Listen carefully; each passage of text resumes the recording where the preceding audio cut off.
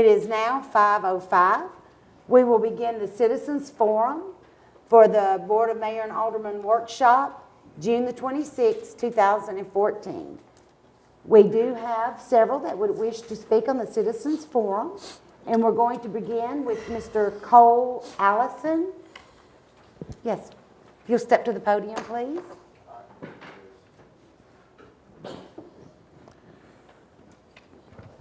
And just as a reminder, you'll have 3 minutes to say whatever you'd like to say. Thanks. Cole Allison, and I live at 3204 Potts Crossing in Woodsong, and I'm just coming to voice my concern about the supposedly rezoning for apartments on, what is it, Blair. I spoke to you when you very first got into office, and we talked in length about preserving that area for residents, and that anybody who moves in here, that area will be protected. And also too, you mentioned, like condos and that we're going to keep that at the status that it is now. And I just now heard about this rezoning. The one thing I want to say about apartments is whether they're gated, whether they're not, apartments are apartments and are apartments. And apartments cannot be controlled by, or the owners cannot control who moves in there, and the same clientele will move into there that in any other apartments because they can't afford homes. And right now it's a great market for apartments because rates are going up on homes, so people can't afford it. So you are going to have a lot of people, the congestion around that area or the roads cannot handle it. And I'm strongly disappointed in our conversation and supposedly trying to move forward to get this rezoned. Thank you.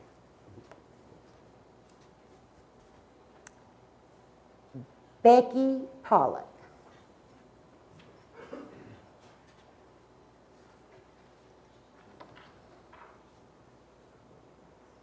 Hi, I'm Becky Pollock. I live at 8041 Burntwood Drive, and I'm here regarding the rezoning for R3 residential to include an apartment complex on 45 acres, and I'm sure there'll be a second one on the additional acreage if it's rezoned.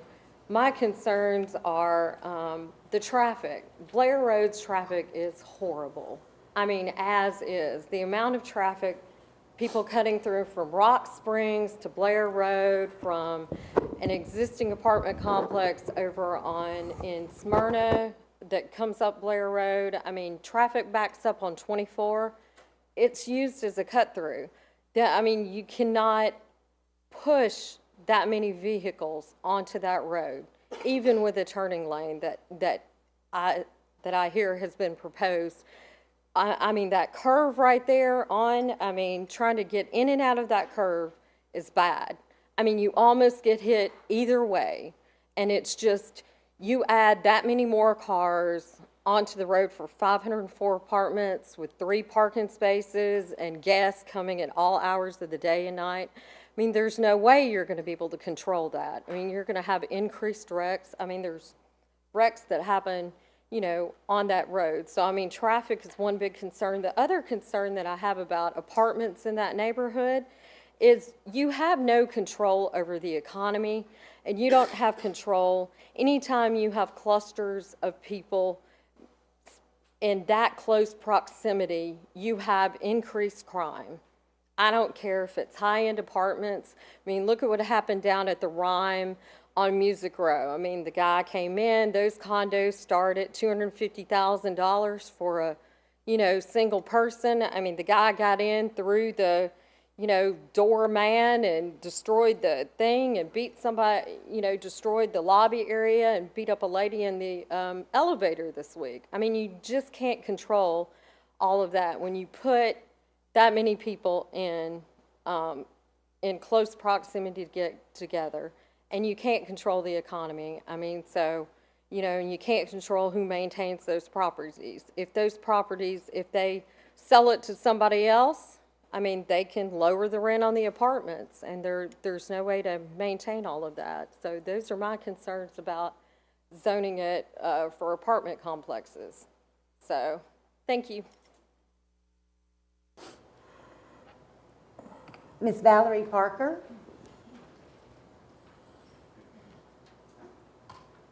Thank you. You all might remember me. I was up here last time talking about the rock quarry that finally got closed, and I do appreciate your help on that. I'm Valerie, and I'm at 250 Blair Road for 34 years. I'd like to say that the main concern is, like the two previous speakers have indicated, that it is Blair Road that is the major concern for all of us. Blair Road is a windy, twisty, hilly, low visibility type road. I've lived there, I know. I've seen not only accidents, but fatalities on the same road. I will remind you that you are to be stewards. We put you in these positions to be stewards of our resources. Our resources are land, water, trees. We need to appreciate those resources that we have, because we're all in this together, every one of us. And if we don't realize and appreciate what we have right now, it's not about money. It's not about, the best use of this and that. It's about really taking care of what we already have and doing the best we can with it. And I challenge all of you to do that, and especially in this regard to the apartments that are almost unbelievable. I can't already imagine that would happen. Thank you.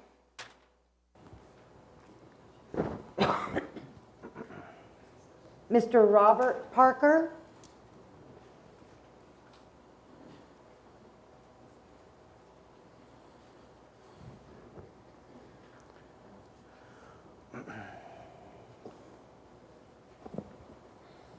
Good afternoon. I'm Robert Parker, also at 250 Blair Road for approximately 34 years. I remember when Blair Road used to be a beautiful road before it was paved. It was gravel. But nowadays, it's a heck of a highway. And I've been not run off the road, but trying to get out of my driveway. I've been almost hit several times by people coming out of the subdivision, not ignoring the stop sign, people flying around that corner. And I'm waiting for the day that it starts raining a little and that road is slick. They're going to be taking out my mailbox and my gate. So I am strongly opposed to this R3. I can see down the road, eventually it'll be like sometimes in Murfreesboro where they become projects. And we just don't need that in this area. The road right now is unsafe. You get that many people, 1,000 or more cars traveling, plus the cut-throughs from I-24 to whichever way they're going, it's going to be absolutely horrendous. Thank you.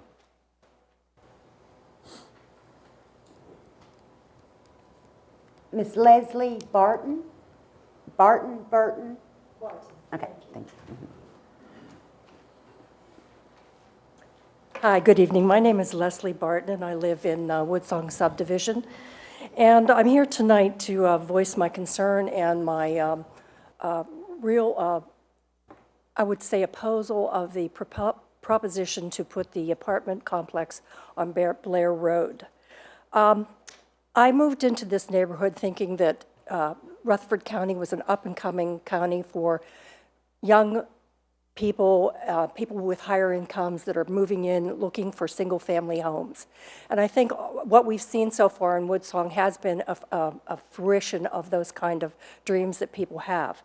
But the addition of an apartment complex would be of concern to me, because if you look traditionally in Tennessee, the income base that usually comes with an apartment complex is a lower income base.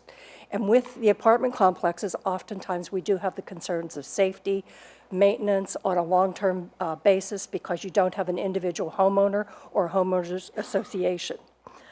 What we are looking for is an addition to single families in that area, and I'd like to see either a gated community for single families.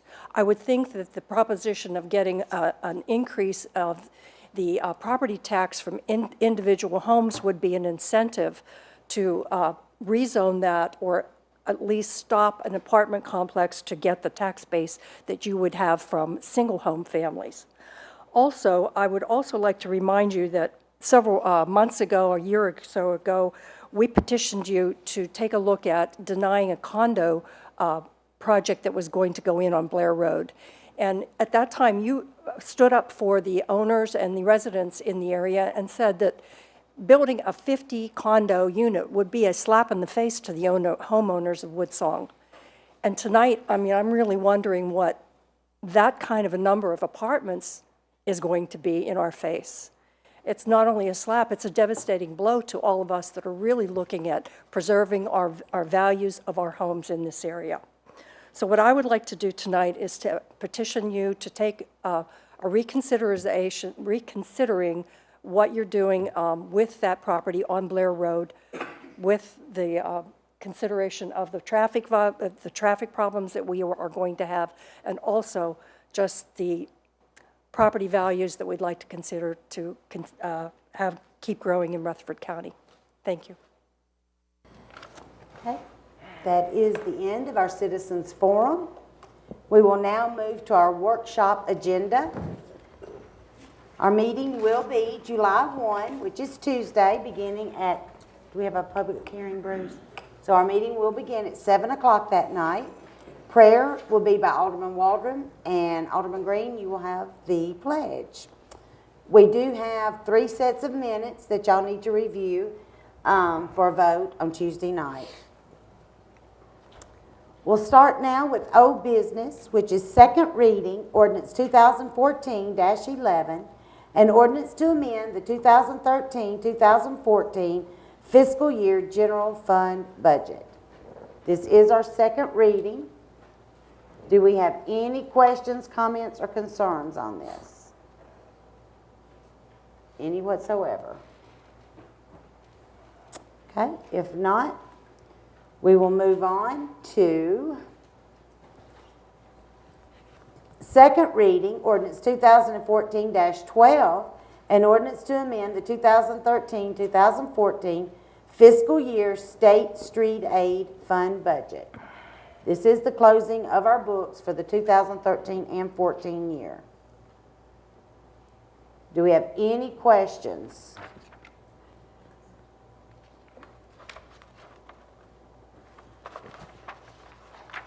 Any questions? Okay, Phyllis, if you want to make any comments, just let us know. Next will be second reading, ordinance 2014-13, an ordinance to amend the 2013-2014 fiscal year senior citizens fund budget.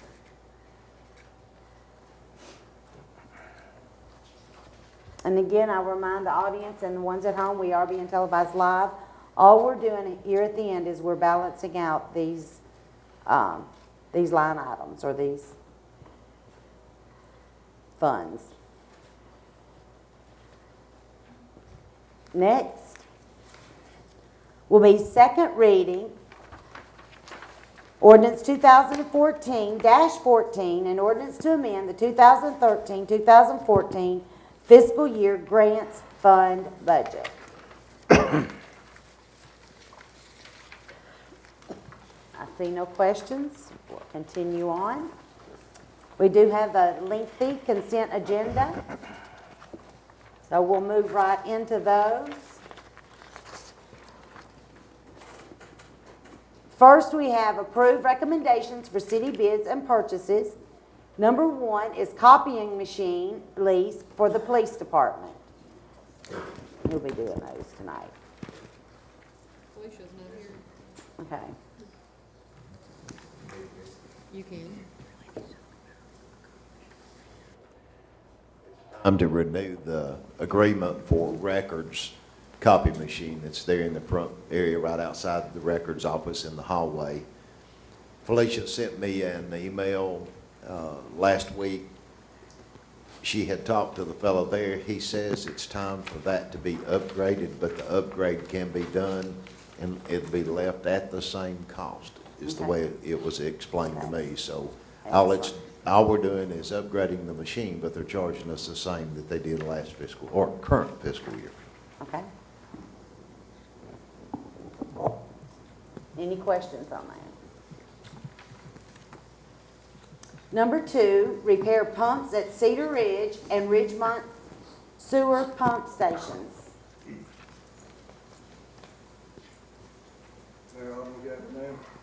Basically what this is here, we had to make emergency repairs to 2 of our pumps at Cedar Ridge and Ridgemont sewer lift stations. They basically both went down at the same time, left us with 1 pump at each station. The total cost was $5,902.27. So basically this is just FYI for your information, and want to make you aware of the situation, that we had no choice to do that or pay a big cleanup fee in the other Like case. the state mad at us. So, yes, ma'am. So, just want to make you aware of that. Okay. Any questions? Thank you, ma'am. Thank you. Number 3, bid amendment, generator preventative maintenance. Vicki, do you have that? Mayor, this is going to be just a change. We're currently under a PM maintenance with Caterpillar, with Thompson Machinery. This would be for the new City Hall generator. We had 2 new generators installed, one for the City Hall and then one for the Police Department. The one for the Police Department, though, is a wash because we're going to be taking the old generator off, so it's the same cost to keep it back on, to put on the new one. But this would be an additional one to add to that maintenance agreement.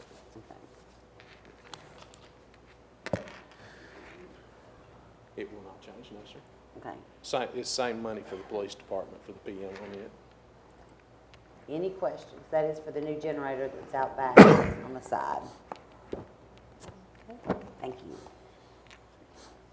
All right. Approve an application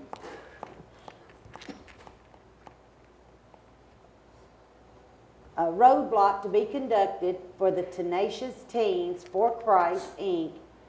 DBA Man Up Against Bullying from 11 a.m. until 4 p.m. on July 19th, 2014, with a rain date July the 26th at the intersection of Murfreesboro Road and Stones River Road. Okay, I have a question. Is this, who knows about this, and is this for our teens? Because I'm noticing this is at a Spring Hill address. I think Kathy had, or it was Monteith that actually talked to him.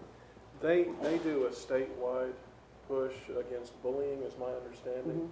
And they had originally come in and were issued a solicitation permit, but they were wanting to stand out at an intersection to raise funds. And so they came back and filled out this roadblock request. That's really about all I know, because like I said, I think Monteith was the one that dealt with them the most. Is there anyone here? I just have a real problem with people from outside unless we know exactly and it's coming back in for our children. And I don't know of anything. I know Laverne Middle did an anti-bullying program, but it was at actually Laverne Middle. So I've not heard of any other programs. Have you or Chief Lowry, have y'all heard of any other programs that, let's pull this off and have it single. I can pull it down under new business and and we'll get yes. more information for Tuesday night. Do I have any other questions on this? I mean, y'all, what do y'all think about that? I mean, Probably need to find out a little bit more about that's, who it is. I think so too. So we'll just pull that down. We'll take this off the consent and put it, till we find out more about this. Okay. All right. I'm gonna put cool.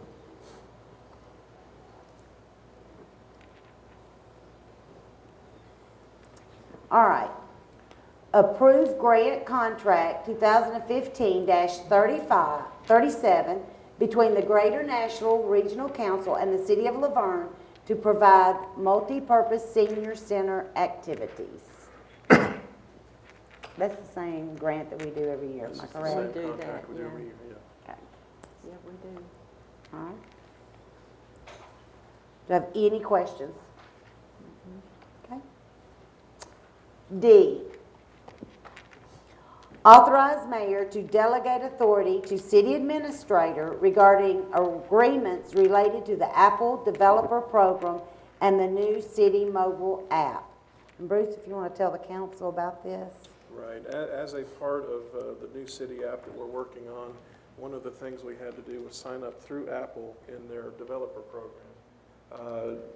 And part of the authorization had to go through the mayor to give me that authority to sign. It's kind of like a software agreement that we do all the time. But Evan felt that this would be a good item to bring through the council, just, to ratify that choice. And the authority is only for this specific program. There's nothing else. And for the ones in the audience and the ones at home, this is going to be a new program. It's going to have many, many, many features on it. But one of the most, we've had a lot of complaints, trying to get complaints in if there's a pothole or something like that. I know we always pick on poor Garland and potholes. But you'll have the opportunity to have that app and get that immediately to the appropriate person right then. And that's just one of the many features that this is going to have. So it's going to be pretty awesome. There's a lot of features. Any questions? Okay.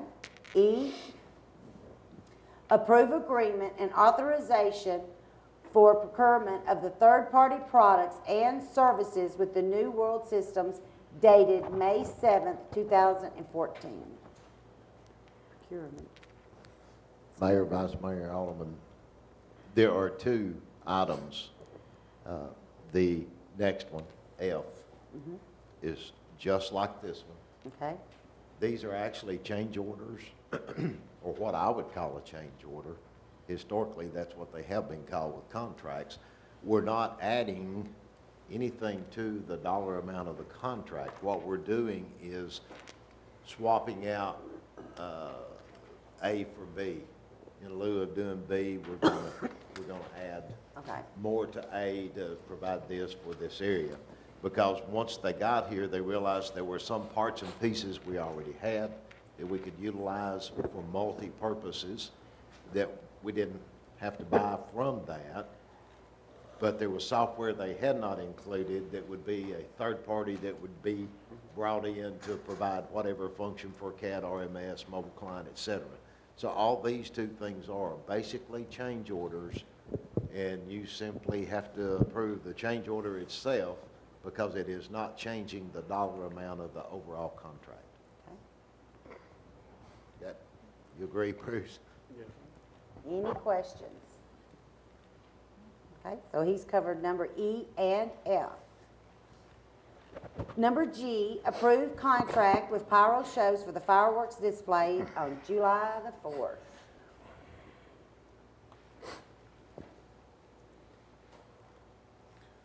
Mayor, this is the annual contract for the fireworks show. I don't believe the cost has changed. It's $12,500 for the show next week. Third year. I can't remember if it's the second It's or the third year of that contract. when we did this out, right? No, is this our last year? I think so, yeah, we'll need to look at renewing that. Okay. The cost is the same though. Any questions? And that will be Friday night, Next Friday. on the actual July 4th, beginning at 6 o'clock. We'll have fun, games, music, all the above, and then at dusk, when the sun goes down, we'll have our big fireworks show. H, approved waiver to allow Bass, Berry & Sims to represent TDS Telecom. Mayor, I'll address this, Okay. this issue. We were, as the council knows, we are represented by Bass, Berry & Sims, a law firm in Nashville, with regard to issues from time to time. Presently, they're working on our bond issue and our bond refinancing, and they serve as our bond counsel. So or in debt counsel, anytime we have to borrow money as a municipality, we get Bass, Berry & Sims involved. They're also representing us with regard to the Percy Priest Lake withdrawal against the Corps of Engineers, that issue. So we are a client of theirs.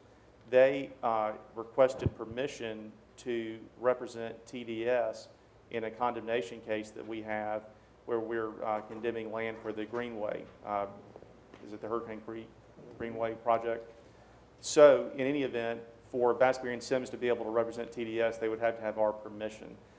They are only asking permission to work on this one particular case for TDS. In my opinion, I don't think it's going to be a big deal because I think that's pretty straightforward.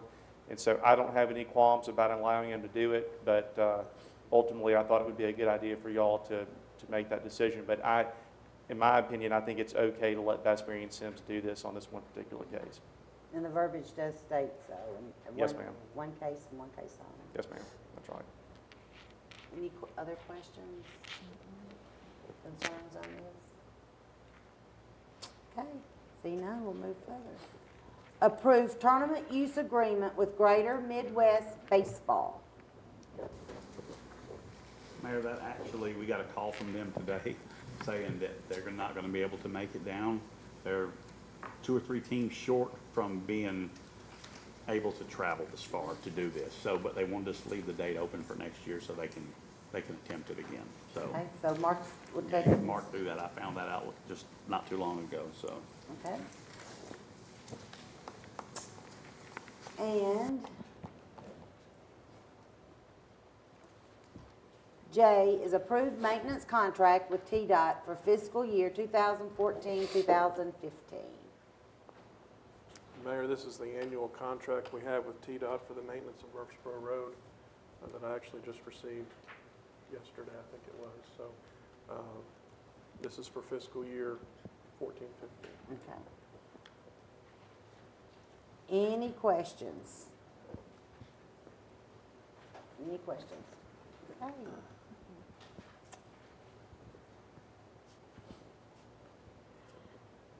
Moving right along. Motion to appoint or remove board members, Historical Preservation Advisory Committee. There is one term. We're still advertising this, but as of yet, we have no applications. Am I correct? Correct. Okay. Next, we have an opening on the Stormwater Appeals and Advisory Board. We do have one term vacant on that. And we have any applications? Not yet. Okay. Next, we have the Construction Board of Adjustment and Appeals. One term is vacant. And we have no applications on that. And then we do have one term that expires on 6/30/2014 on the Economic Development Advisory Committee. So, And we'll has he been- contact him before Tuesday Okay. and make sure. All righty. Excellent. All right, moving right along to new business, we have the first reading, ordinance 2014-15, an ordinance to amend the City of Laverne zoning ordinance by changing the official zoning map for tax map 29, parcel 20, consisting of approximately 63.25 acres located along Blair Road, from an I-2 heavy industrial zoning district to a PDR planned density residential and an R3 high density residential zoning district, and approve the concept plan for the Blair Road Apartments development. And I will say, starting into this, I will explain, this is an I-2 heavy industrial zone.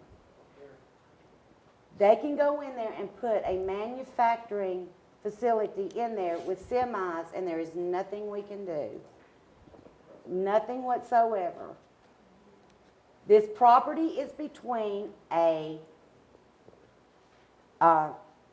trailer area, trailer R4, and a rock quarry.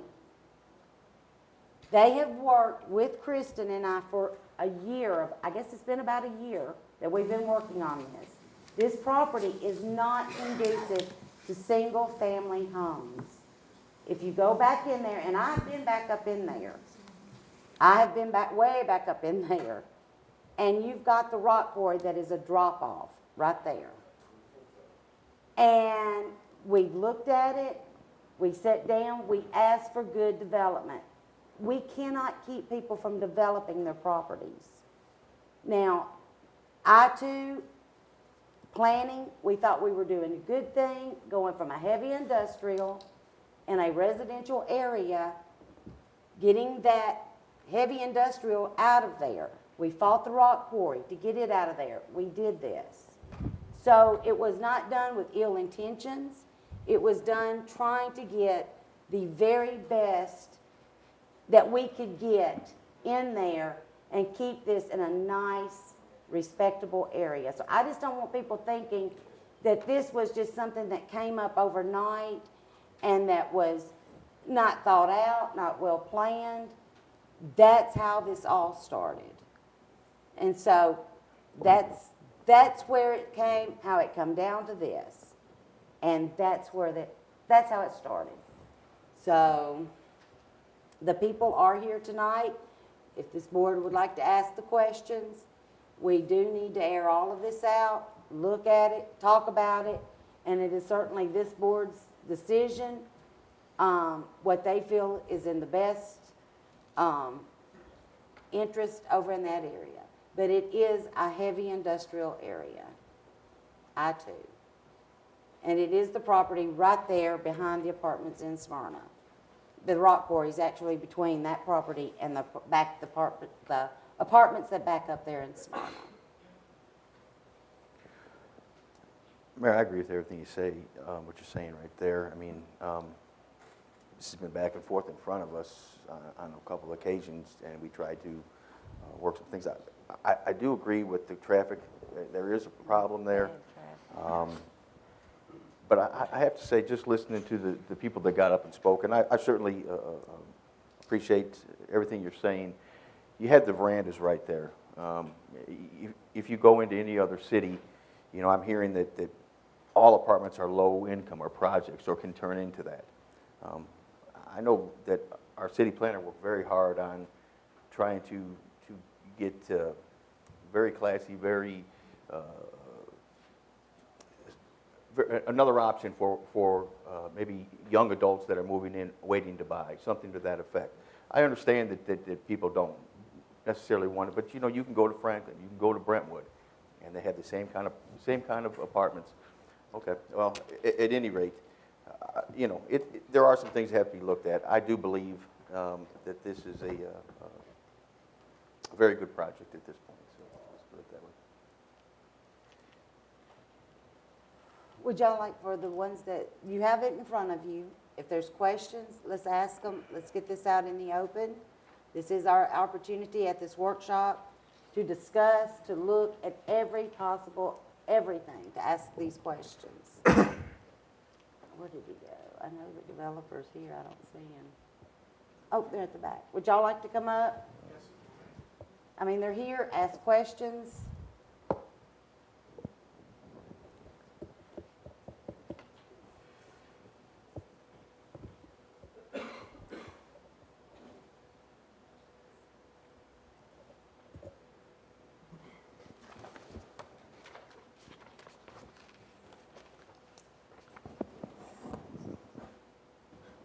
Mayor Mosley, Aldermen. Before we get to the questions, if I could, I'd like to tell you a little bit about our company, because I think it's important. The project, I think, has great merit, and I think you'll appreciate it when you see it. But I think you also have to know who you're doing business with. And I can tell you that our company was started in 1916. It's a privately owned company. The same family owns it. The grandfather of the current owner started the company, and their father took it over, and now the two brothers are running it. We actually have the fourth generation working in our company now. So we have a long history, and this is all we've ever done. We've done construction of multifamily and single-family projects. I've been working with them for 18 years, and that's all I've done. Our company has a trees to keys philosophy. What that means is we do everything in-house. We do our own development, we do our own construction, and then we own and manage them. So we have a long history of that, and it's all we've ever done. So we don't sell properties. We're not a typical apartment developer where they come in and develop the property, fill it up and then sell it to a REIT or someone that's going to make money from it. We own and manage them, so we feel very personal about that, and we take a lot of pride in what we do. So I just wanted to tell you a little bit about our company before we get into the questions about the project. I've heard in planning, so y'all please feel free to ask questions about this area and ask. You said it was I-2? I-2 heavy industrial area, yes. I-2. And it could be anything put over there. I mean, like something different. I understand how they feel, because I know how the traffic is on Stones River Road. Sometimes we can't always do everything, people, that you want us to. So I don't know. It's a hard situation. It is.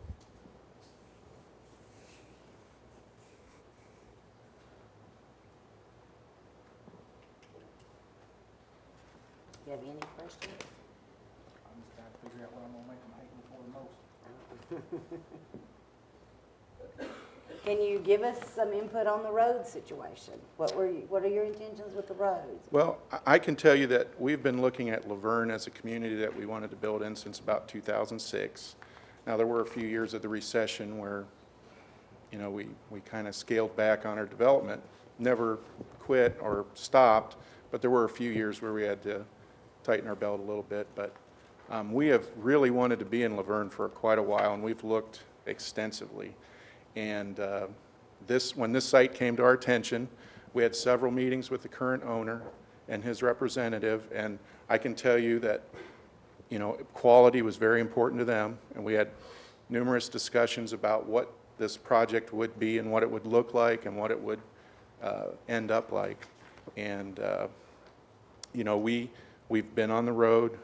We hired an engineer to do a traffic study. We're doing a lot of improvement on our frontage.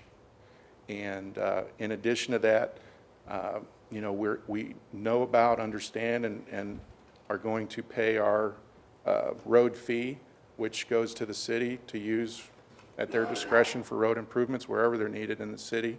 There's also park fees and police fees that we're obligated to pay that we're aware of. And we worked extensively with your staff, Kristen, and the engineers to make sure that the project itself would fit the land. We were very sensitive to the trees.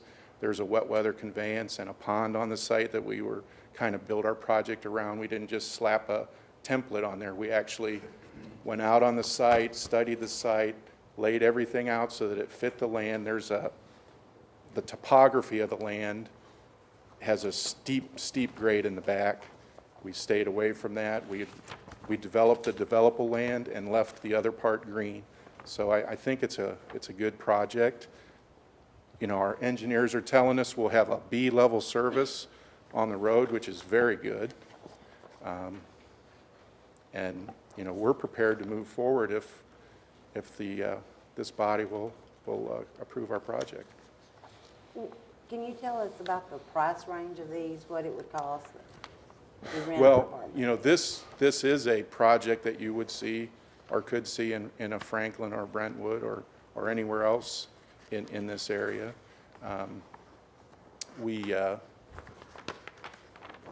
We probably will have rents anywhere from $800 to, you know, over $1,000 a month. Our units will have granite in them. We provide all the appliances. As I said, we own and manage them. Our property management people will live on site. Our maintenance people will live on site. We'll manage it as a company. I'll be the one in charge of the construction, so the management people have offices right across the hall from me, so if there's ever a problem, you know, it's not a one-year warranty and we're gone. I'm there forever, so we take care of it. These are all privately financed. We don't use any government money. There's no low income or anything like that. It's just not our market. We don't do anything subsidized. Like I said, they're privately financed market rate apartments, and, you know, they're going to have a luxury look to them. They'll be managed as luxury apartments. You see on the cover of the submittal, that is an actual photograph of one of our existing properties. It's not a rendering or a color make-believe thing. That is an actual photo of one of the properties that we've built and are managing right now.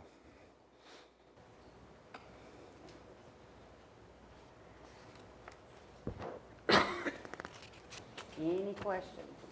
I don't have no question. I know I have no. Any questions?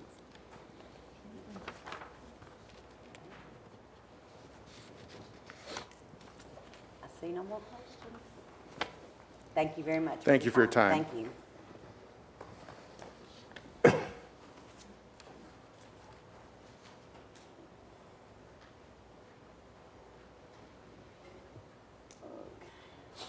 Get on over.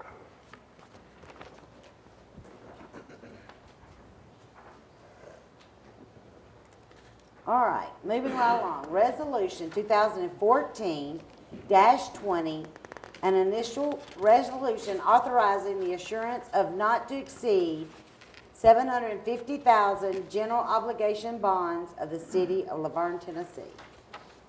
Ms. Phyllis? Let me just do a little introduction before we get Ashley. Ashley McNulty from Stevens Group is here tonight to discuss this.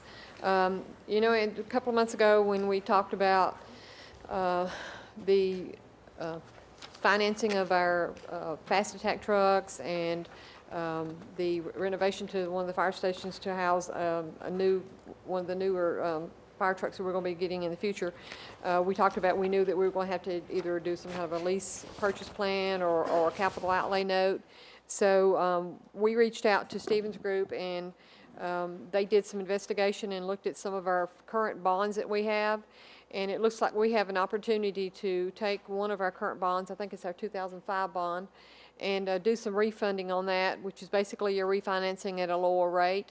And in doing that, we will also tack on the amount that it will take to purchase the fast attack trucks and the renovation to the fire department. This is kind of a three-part resolution. One part will be the new money, and then the other two parts to it will be the refunding of the old bond. And you have the amounts and stuff in front of you there. And with that said, I'll turn it over to Ashley and let him have a little more detailed information for you, and he'll be glad to answer questions. Okay, the 750, that's the That's the new part. That's the new? Okay. I was thinking that was, okay. All right. Thank you, Phyllis, Mayor Mosley, Aldermen, members of the community. I appreciate the opportunity to come and meet with you tonight. You do have a couple of good opportunities to refund some of your existing bond issues for savings only.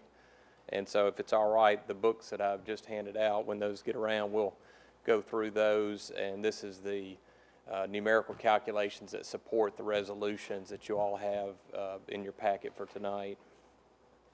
On the first tab, behind tab 1A, you'll see there the debt service schedule, which is by payment date, and that's for the new bond issue for the fast attack trucks, which is a rapid response piece of equipment for your fire facilities, and then also an emergency, and then also the improvements to the fire station.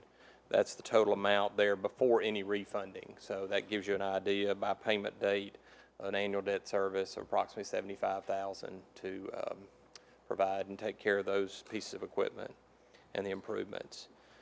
So moving from there, behind tab B, you'll see on the general obligation bonds that the city has available, the 2005 bond issue, it is available for refunding. The current interest rate on those bonds is a 4.09%.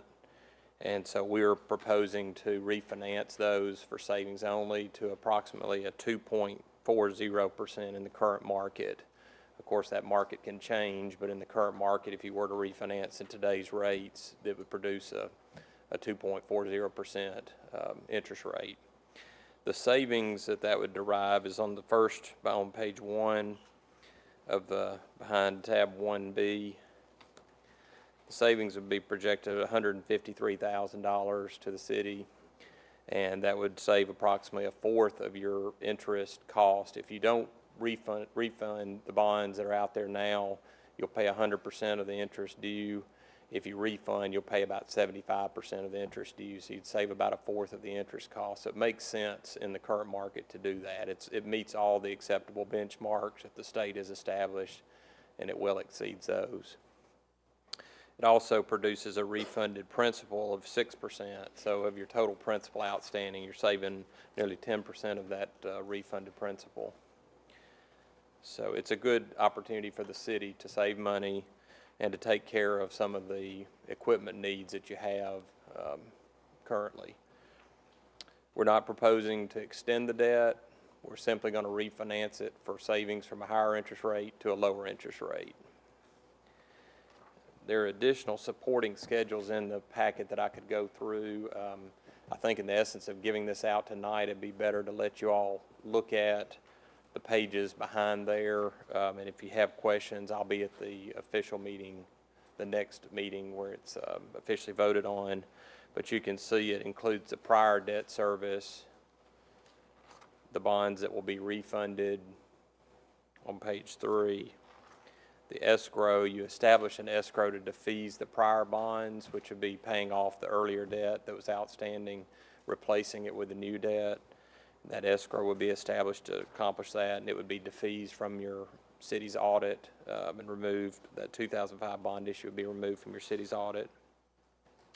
You'll see the unrestricted portion, which is your payment that is due from the city on those bonds, so that you're not borrowing to make a payment that you already have scheduled.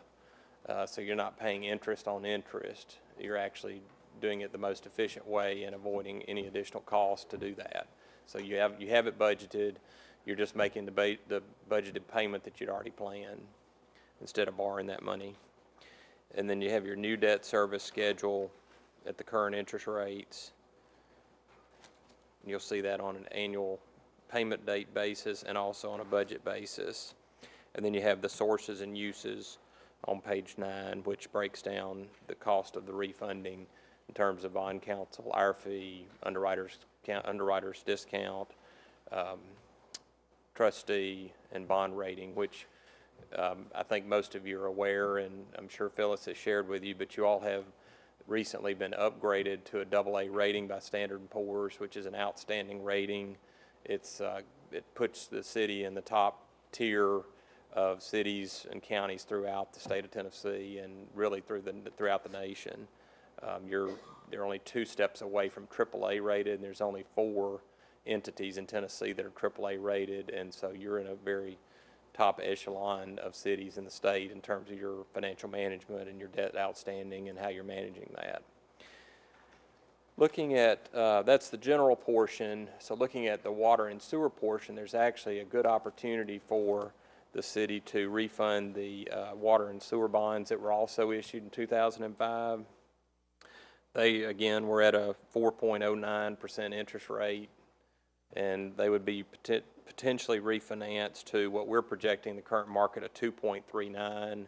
We would propose to, through competitive bid, invite national bidders, local bidders to all submit to get the lowest interest rate in the market at the time. We'd have the bond opening at the city offices and make sure we got the lowest interest rate on the refunding for you all. And so we would project that that would be approximately 2.39 if you were to issue it in the current market. Again, no restructuring, no extension of the debt, simply replacing the old debt with lower interest rate, new debt, and establishing the escrow. And so as you go through these schedules, it's the same schedules for this issue that it is for the general obligation. Now this one, of course, was a larger issue, and so it produces quite a bit more savings. And you'll see that on page 1, looking at approximately $50,000 annually to be saved for a total of $544,000 on page 1. Which again saves approximately a fourth of the interest cost if you do the refunding. If you don't, you pay 100% of the interest cost that you're paying right now. meets all the acceptable benchmarks, and we feel like and recommend that you move forward as soon as possible to accomplish the refunding for savings along with the issuance of the new money portion. I've attached under the exhibit section here the state letter. We were required to submit a plan of refunding. All of these documents were submitted along with your debt policy for the city and other information regarding the prior bond issue, and this is the report that they have returned to the city. Make that known in the meeting that this is available to you to look at. If you have questions, you're certainly welcome to call me, or you could call the state office of state and local finance to discuss that. But the purpose for that is to ensure that the plan that we present to the city is accomplished in accordance with what we presented, and that we don't change anything throughout that process. And so at a post-issuance, after we issue the refunding bonds, we'll come back to you and say, here's what was charged, here's what was produced in the way of savings. So we ensure throughout the process that everything is done in accordance with what you all have approved and recommended. So with that being said, if you all have any questions, we are proposing to use the same bond counsel that you've used on prior bond issues, and certainly they're available as well from a legal standpoint if there are any legal questions to be answered.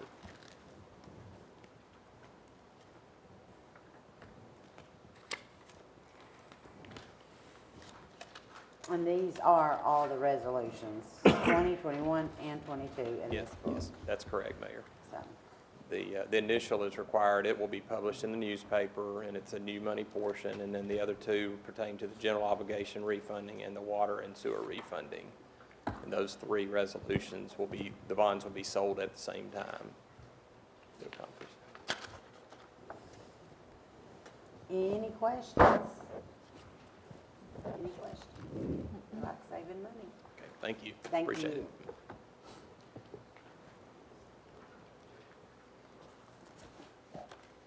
Okay. If y'all have any questions between now and Tuesday, please feel free to contact Phyllis, Bruce, and they can get those questions to Ashley if they don't already have the answer.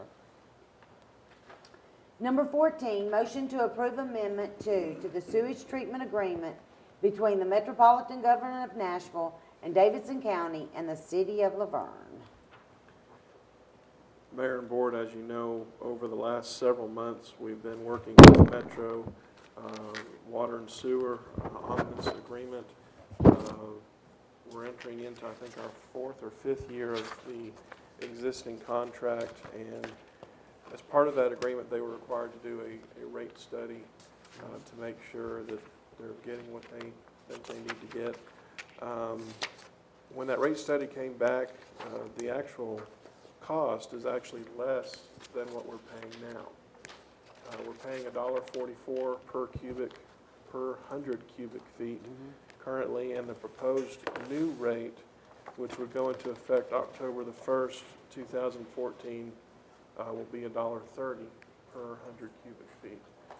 There are some other minor changes in the contract. They're trying to align various dates as far as renewals, and you know, each year there is an increase, you know, that they pass on according to various indexes. So they're trying to get all of those dates aligned between all of their wholesale customers. So that's what this agreement does. Once this board approves this agreement, it still has to go through Metro Nashville and all of their legal process and approval process. So, you know, it's still going to be, you know, probably a couple more months before we know if it gets approved on their end. But they're trying to get all of this done so that it can go into effect October the 1st, 2014. That would be awesome. So here again, it's good news, you know, with the possible lower rate for our sewer.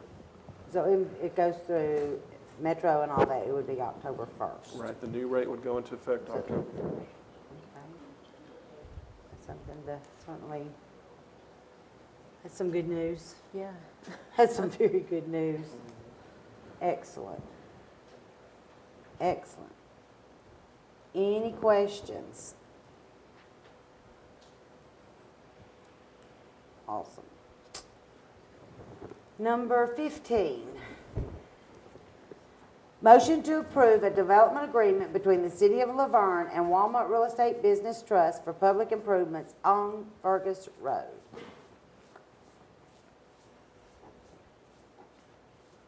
Mayor, this is something else that's been in the works for quite a while now. Of course, with Walmart coming in, the site plan has already been approved by the Planning Commission. Walmart has requested that the city participate in making some improvements to Fergus Road down around the project itself.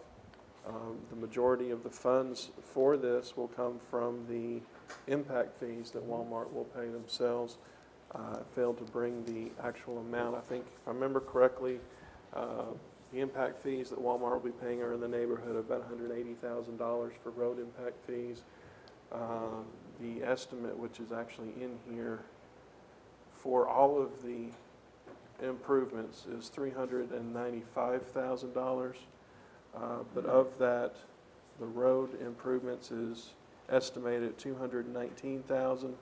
So the remaining portion of that would come out of our road impact fee fund to pay for that. The remaining $176,000 will come out of our stormwater fund because those are stormwater improvements. So that is how we would fund that. But all of this is in an effort to help ensure that Walmart will locate here, will be able to locate here financially. The agreement here is in front of you.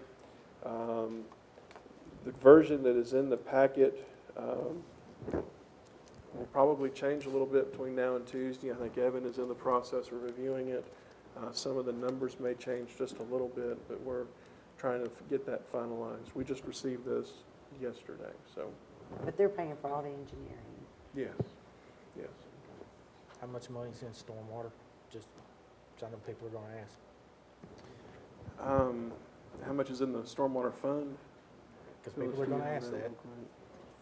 I mean, that's a pretty large fund, isn't it? It is.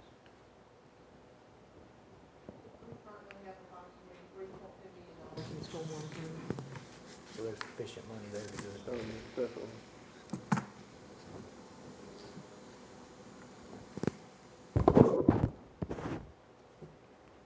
And we'll have more details for Tuesday night because we'll have a final draft by that time. Okay. Gotta have exact. Any questions? Questions? Last, but certainly not least, this is another discussion that we need to have.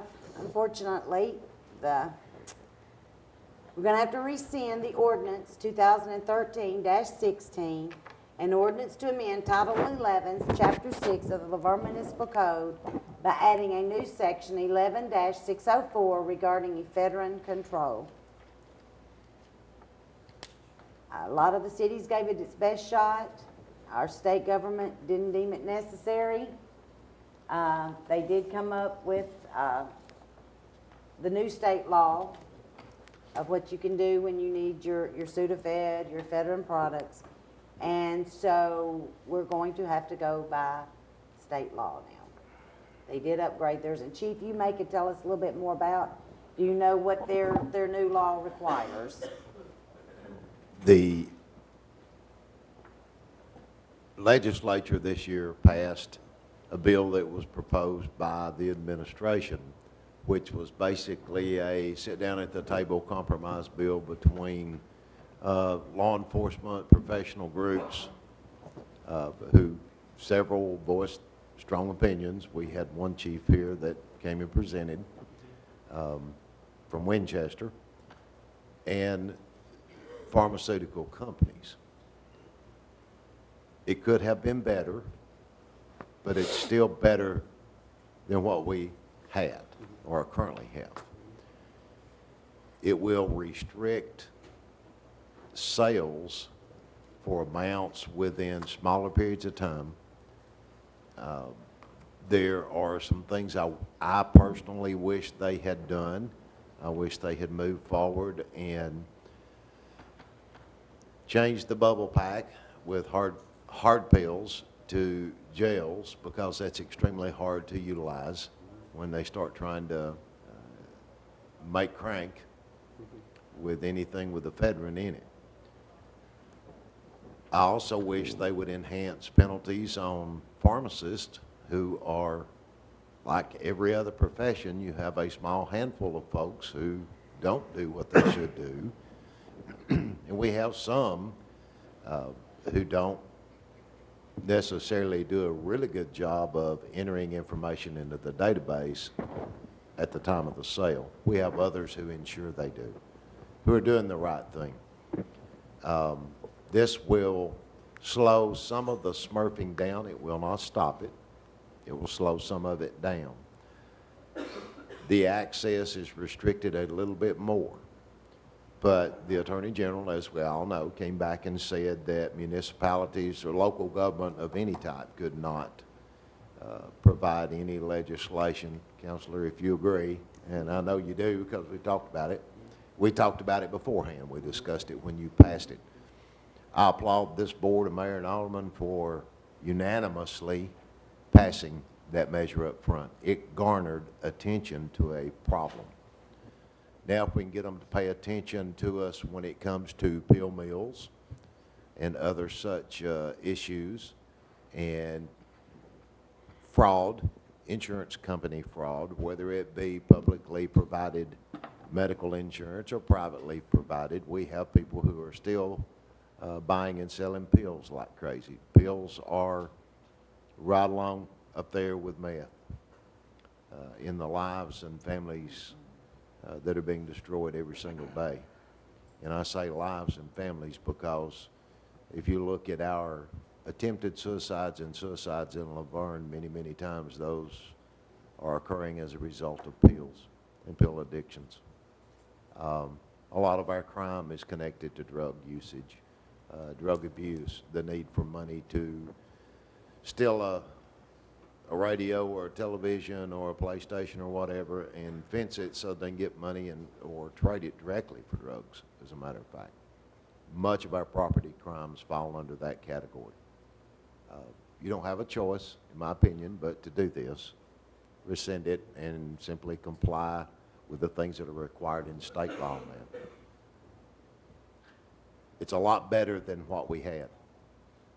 It may not be far enough, but it's a lot better than it was. We'll see how this works. We'll be able to analyze the data over the next few years and see if this works. If not, then everybody can come back to the table and work on it again. And I'll be glad to answer any questions you may have. Any questions? I, like the chief, I applaud this board for stepping up and saying we're going to fight against meth making, and thank y'all for that. I think we got points to some of our elected officials in the state, and hopefully they did listen. They did listen, and so that was our full intention, and I think it worked, and hopefully they can get that under control at the state level.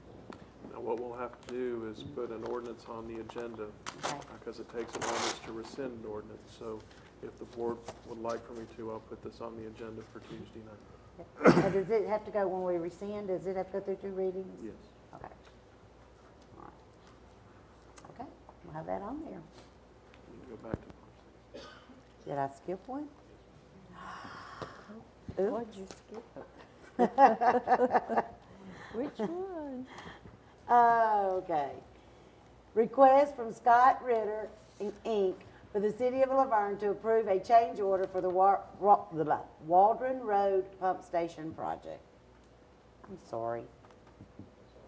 Mayor, Scott Ritter has submitted a letter asking to speak to the board tonight. I'm sure you'll hear them. We'll let them come up to the podium and make their request to you. This is in regards to the Waldron Road Pump Station project that we recently completed for the most part. And they have some concerns that they would like to address.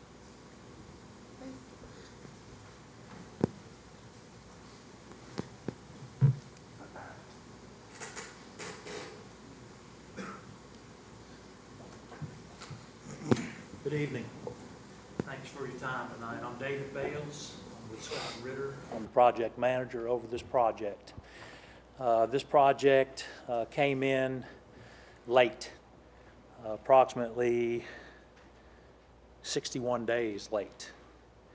In our contract, there are provisions for time overages and a penalty or liquidated damages of $500 a day, which, the way I understand it, the engineer of the project has recommended the city to assess these damages against Scott Ritter, which would effectively reduce our contract by $29,500.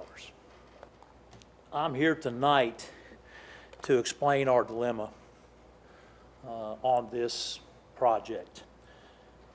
There was 180 days scheduled on the project. The project was a packaged water pumping station. The equipment was proprietary. There was only one sole source that was named in the specifications. There was no alternates. We had no choice but to use this company. What happens when we get in a situation like that? Number one, we have no control over price. Whatever they quote, that's what it is. And number two, even though this contract, we have a contract with you that says we're responsible, we actually have no control over these suppliers. I mean, it was a $500,000 pump station. Our contract was $721,000. So you can see the magnitude of this one piece of equipment and how it impacted this project. Now, there has been discussion, I understand, that says, well, why should the city, release us from this penalty? Because Scott and Ritter, didn't do what they were supposed to do. Now, this contract was awarded on September 10th. We wrote a purchase order to this vendor the very next day after we got a contract. Now, people say, well, why can't you go ahead and get it coming early? Well, we're like you. We can't proceed with issuing purchase orders until we get a contract. So the very first day that we could get these people on board, we got them a purchase order. They committed to the date, but in their purchase order that we have to sign, they don't agree to liquidated damages. They won't hold to a schedule. They actually have it written in there. Things could change on our end, and things did change on their end. So I'm not pleading, but I am trying to present our case that as the contractor, we're being held liable for this company that we had no choice over using, number one. We've never used this vendor before. We've been in business for 32 plus years, done numerous stations. We've never dealt with these folks. Maybe the city has. But we have no control over them producing the station in a timely manner. Now, 180 days, that's about 25 weeks of contract time. They, in their original proposal, told us they could have us the submittals for approval in 4 weeks, and then the engineer typically takes about a week to review, and then 12 more weeks before delivery. So we're looking at 21 weeks out of the 25 weeks that's dedicated to this vendor getting their equipment on site. Now, there was other work of the project which we had completed prior to this station getting here, but we could not complete the project until this station got here. So our argument or our request tonight is to be relieved from these damages, $29,500, which we have no legal recourse to claim it from the people in the purchase order. They would not even sign a contract accepting terms such as liquidated damages. They're not going to do it. We're in a bad position because they're the only source. They were a named source. So I don't really know exactly what to tell you except for these facts. We actually didn't do anything wrong. I think the city engineer has talked with Griggs and Maloney engineer, and I think he'll attest to the fact that Scott and Ritter did what they were supposed to do, If the station had gotten here when it was supposed to get here, we would have completed this project on time. No ifs, ands, or buts about it. But there's no way that we could complete the contract until this proprietary piece of equipment was delivered. And we have absolutely no control over this vendor. So that's about what I've got to present on our case. I'll be glad to answer any questions that you may have. Y'all have any questions? Or Bill, do you want to step up and have anything to say?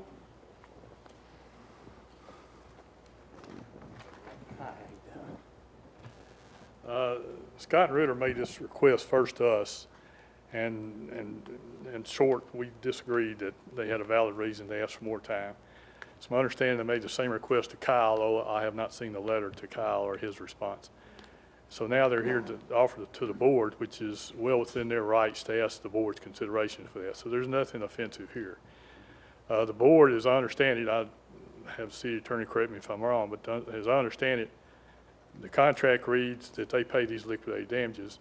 The board, in its wisdom, if whatever you think's best for the city, you can take that down to zero, take his request, give him the extra time so the liquidated damages goes to zero, or you can go anywhere in between. Whatever you think is fair to all concerned, that's within the rights of this board. I believe I'm correct when I say that. That is. It's true we had one pump listed in the specifications, but it also says in there that any bidder can request that any other pump brand be considered before bid day. Scott Ritter did not request any other brand be considered. The low bidder, in this case Scott Ritter, could have requested a pump be considered after bid day. That wasn't asked either. When I open bids, my standard response to the low bidder is, congratulations, you're a low bidder. Are you comfortable with your price? Scott Ritter representative said, yes, I am. Because they sometimes make mistakes. If he had come in with a price of $100,000, that would have been obviously an error. That's his chance to say, we made a terrible mistake, and then we would have come to the board and said, they've made an obvious mistake, let's release them. So that's my standard question every time. Are you comfortable with your price? And the answer was yes. My next standard question is, are you comfortable with the time frame? Because again, if it's undoable, we don't want to hold anybody, unfairly. And the Scott Ritter representative said, yes, we are. I said, okay. Later, we had a pre-construction conference. We go by a standard form. That question is on that standard form. The time and the liquidated damages and whatnot. No complaint was brought up at that time. So there were a lot of opportunities there to ask us to consider other pumps that wasn't taken advantage of. There were opportunities to complain about the time frame. They weren't asked.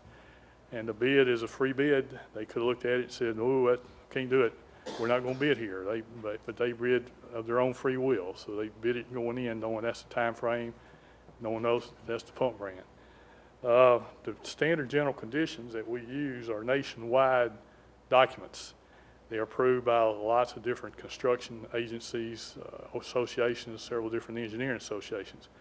Those standard documents allow time extensions under certain conditions. One general time extension condition is if it's bad weather. Scott Ritter's not asked for time extension based on weather. Another condition to offer more time is unexpected site conditions. For example, if they went out there and dug the footers and they found a sinkhole, that's a valid reason to ask for extra time. If they had found an environmental problem, if they had walked out there and found some protected animal sitting out there, that'd be a valid reason to ask for more time. We had one project one time where the contractor started digging footers and he found a buried tanker trailer full of liquid asphalt. So you never know what you're going to find when you start digging, so that's why that's in there. We don't want to be unfair to the contractor. But in this case, none of those instances apply here. So that's why we said we have no reason to offer, this relief for these liquidated damages. And if Kyle was here, I think he would tell you that he's gone through the same process. And I'm not seeing his response letter if there is one, but it's my understanding he doesn't know of any reason to recommend to the board. But the board can make your own decision. If you can just If Scott Ritter's made a good case tonight and you want to reduce it all the way down to zero, that's within your ability to do so. So.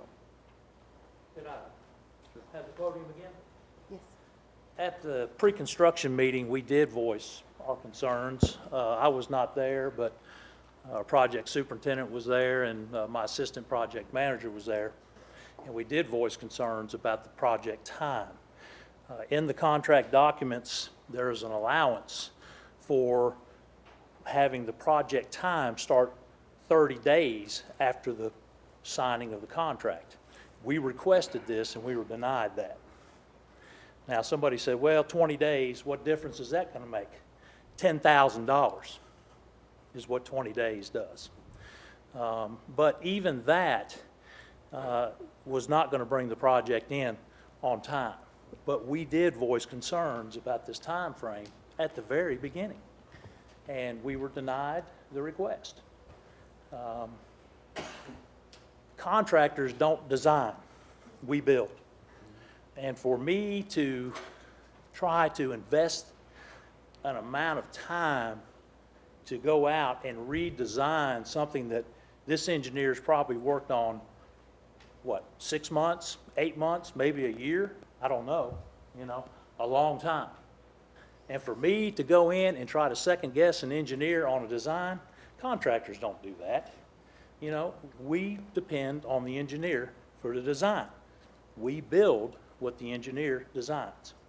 So for us to have the opportunity to try to go in and redesign, that's not our role. So, you know, I got some disagreements with this, but we did voice concerns at the pre-construction meeting about the time.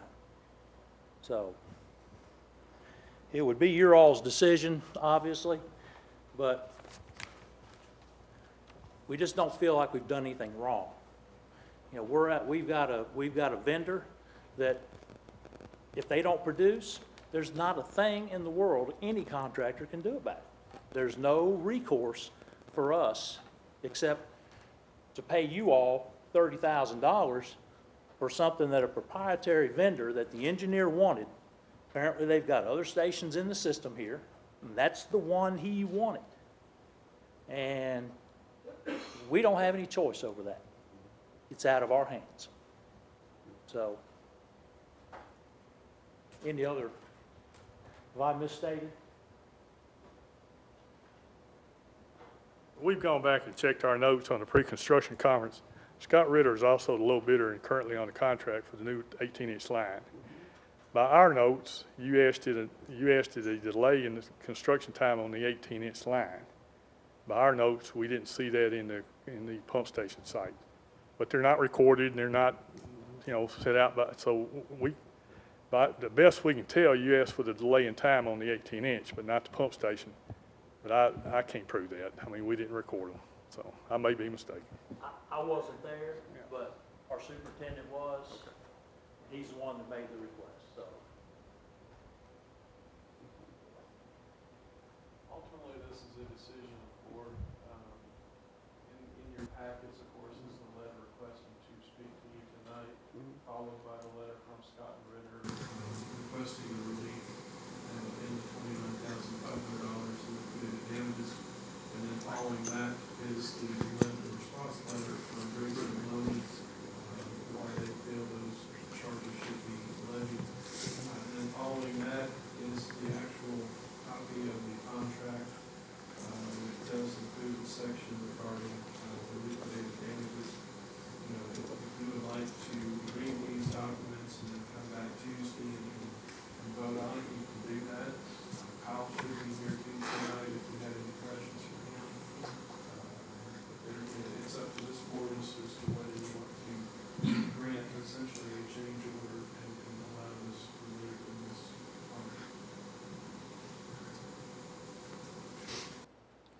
contract. And on the 6, where they're replacing the 2 inches, we've not had any issues, have we? I don't. That's a separate contractor. Okay, I know, but I'm just saying it's the same company. We've No. not had any issues. No, the small diameter water line is Hawkins and Price. That's a different is it? contractor. Okay. Yes, ma'am. I was thinking they had that one too. I believe we've had some contracts, have we not? Now, I knew y'all had some, I just. 5 years ago, they had the small diameter project. Okay, okay. But the current small diameter project is Hawkins and Price. So, as far as our pumping station, The pump station is running well. We're satisfied with the construction. It's performing well. And they're currently on the 18-inch water line, and they've cleared it and done the blasting, and we expect to start laying soon.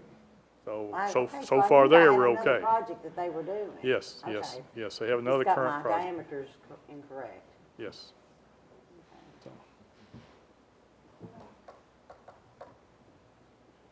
So I would just put this on, give us time to talk with Kyle and certainly anybody here on this board.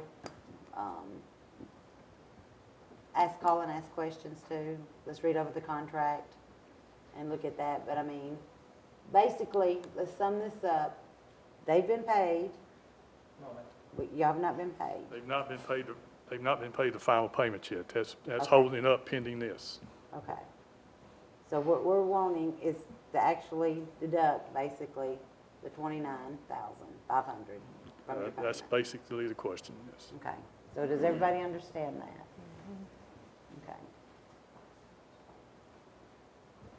Okay. Please talk to Bruce, talk to Kyle. But everything was done correctly, Bill. Let's get that understood. There was no, As best we can tell, it's okay. built satisfactorily and it's running well. I just want that to be clear, that the only thing we're, right now, they were 60 days over in getting it completed. Roughly. Okay. But everything is, there was no problems whatsoever other than running late. Well, it started up, we had a few little problems, but that's typical, and they worked through it, and there's no complaints there. Okay. I just want to make sure everybody understands that what we have the product is producing the way we want it to produce. We're satisfied with the quality, not a question. Okay, that's what I want to make clear here, so that there has absolutely nothing to do with our product whatsoever. Just the late finish. Okay, so we just need to make that, I just want that to be clear. Yeah, I would urge you to, as you review the contract, to look at the definitions of the liquidated damages. You know, it actually says it's not for costs incurred, and that language has been changed over the years in contracting. But it's there in case the city does incur damages. In other words, if you had to buy water for this 60 days, you know, there'd absolutely, you know, that's what it would be for. And so I urge you to, you know, look at it in that light. Has the city incurred cost over this? And I don't know that, but. And I think that's what we'll each probably take time and get with, get with our city engineer, of course, speak individually to Evan, and, you know, make sure we have all of our information accurate. I just wanted to make sure that our product was the product we wanted, we got it, it's in place, and it's functioning. Yes, ma'am. So, Yes, ma'am. this is a day thing, a time thing, nothing to do with the product. That's exactly what it is, so. So is everybody clear on that? We're happy with our product, there's just some controversy on time. Yes, ma'am. Okay? Thank you for your consideration. All righty, thank you. Any questions? Any questions? Okay. Down to mayor and alderman comments.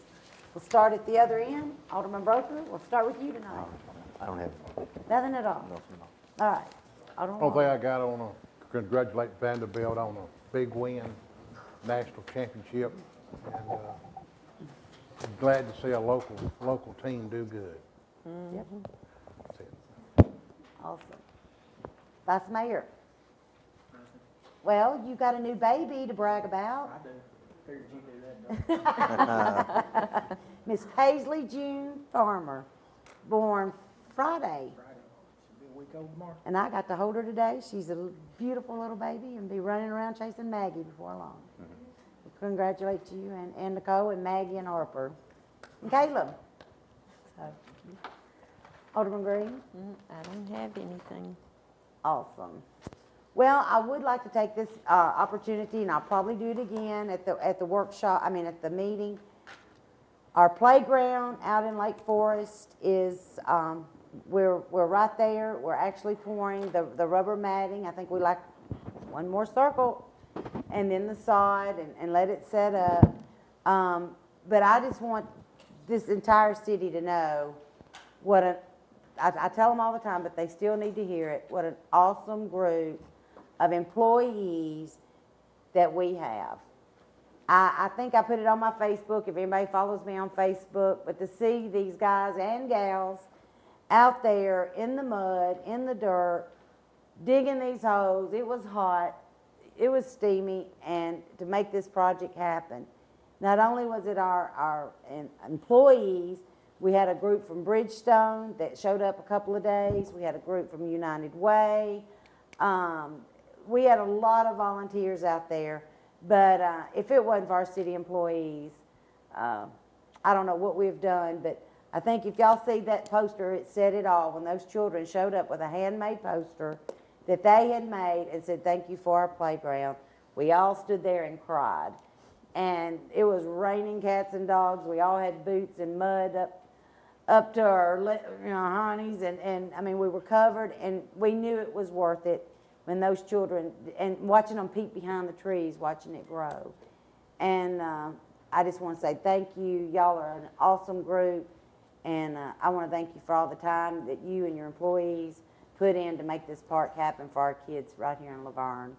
And I think it's going to be well utilized, and we're all fighting who's going down the slide first. So, but thank y'all from the bottom of my heart. Fire department, please, everybody just pitched in. I mean, we had the police running back and forth, letting us in to go potty, and so everybody at one end or another helped us, and the citizens that came out and showed support and brought food and everything. Thank y'all so much for all of that.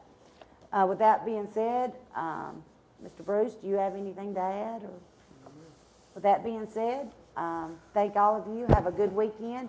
We'll see you back here Tuesday night. Meeting adjourned.